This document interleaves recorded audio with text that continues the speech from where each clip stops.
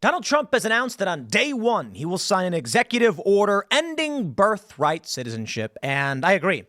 You can make a lot of arguments about why it should be abolished or never should have been in the first place. And I think many of the arguments are correct. Namely, one could be that it was a different time back then. And as the country has changed, it doesn't quite make sense.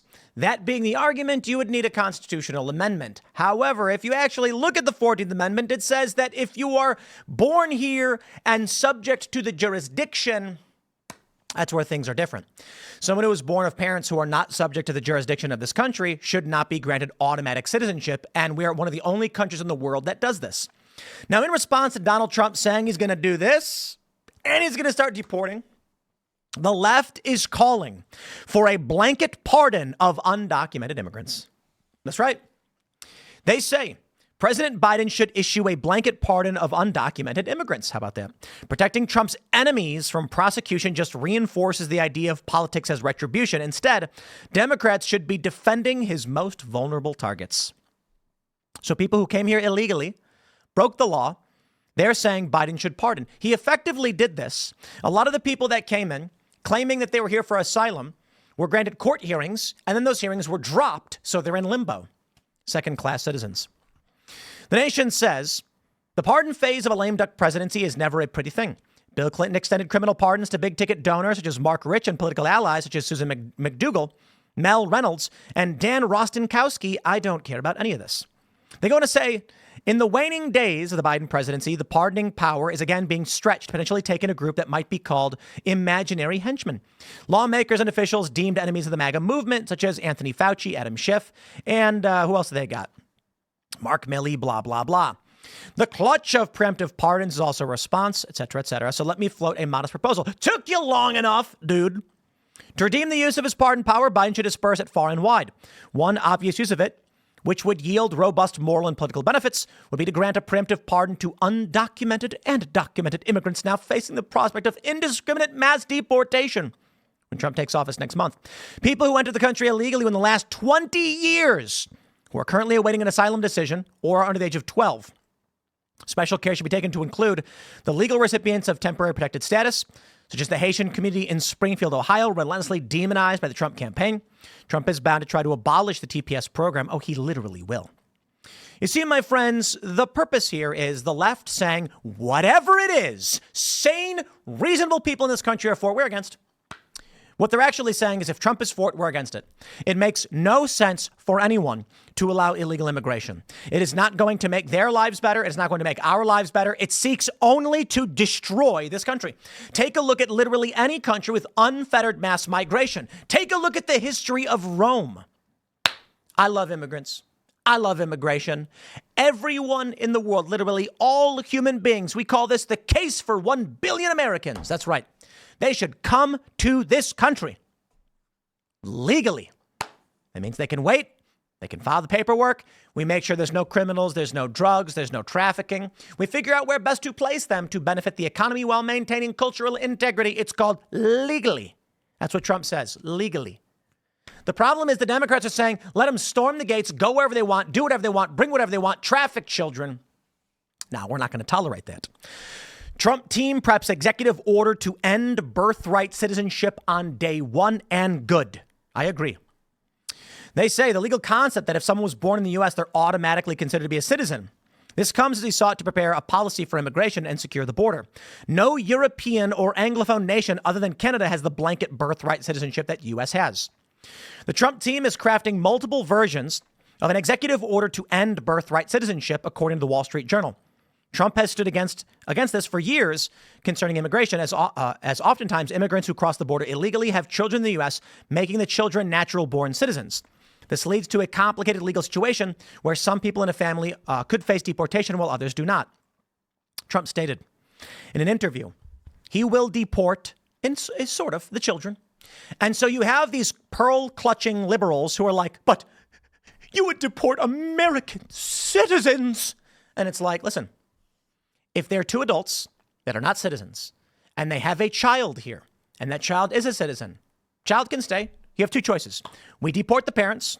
The child can stay as a ward of the state, or the child can go back with the parents. But you don't get to just live here for free forever by breaking our laws because you had a child. And then they say, but you're deporting an American citizen. What's wrong with living in other countries? I don't understand. You don't get free citizenship because you had a kid here. Not to mention, I don't think it makes sense that birthright citizenship exists in the first place. Let's pull up the 14th Amendment so we can simplify it for you. Now, I know most of you already know this. It's got several sections. Before we read that, my friends, I got to shout out the Right to Arm Bears over at boonieshq.com. If you are an advocate of large bears wearing flannel shirts with rolled up sleeves carrying shotguns, well, the Right to Arm Bears skateboard is for you. Put it on your wall, ride it on with your feet. It's a fun skateboard. We got a bunch of other skateboards that are available. Step on Sneck and find out. Of course, we have Johnny Haynes' Gay Frogs. Love and respect to these two beautiful frogs that love each other. Drinking what appears to be, I guess, atrazine or whatever. I don't know. And a rainbow. Anyway, that's boonieshq.com. Back to what matters. Section 1. All persons born or naturalized in the United States and subject to the jurisdiction thereof are citizens of the United States of the state wherein they reside. No state shall make or reinforce any law that shall abridge the privileges of immunities of citizens of the United States, nor shall any state deprive any person of life, liberty, or property without due process of law, nor deny to any person within its jurisdiction the equal protection of the laws. Now, this amendment came to be because of the Civil War. And what they were saying was, slaves, you were born here. You are subject to our jurisdiction. You are citizens. That was the idea. The idea was that if you were a slave and you were born here and the government had jurisdiction over you, you were being granted rights. Look at the rest of the section 1, that you have due process of law. Cannot deny that to a person. It's about slavery. How this came to be that you could bring a pregnant woman from China, she'd fly here, give birth, and then fly back, and now that kid's a citizen for life is insane. That's nuts. I think there's a lot of problems here. I had this argument with, I shouldn't say argument, but this discussion with Cenk Uygur, where I was like, let me ask you guys this. A woman from China flies to California, pregnant. She stays on like a 3-month visa, and in that time, she gives birth. The baby is born, granted U.S. citizenship, and then flies back to China where the child is raised as a Chinese Communist Party member and exceptional citizen.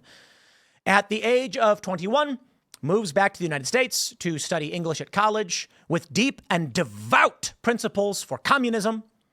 And then several years later, I think you got to be, like 17 years or something. Let's say 19 years later, this individual has a firm grasp on English, has been here for a long time, still deeply connected to Chinese communism, but is a citizen and runs for president.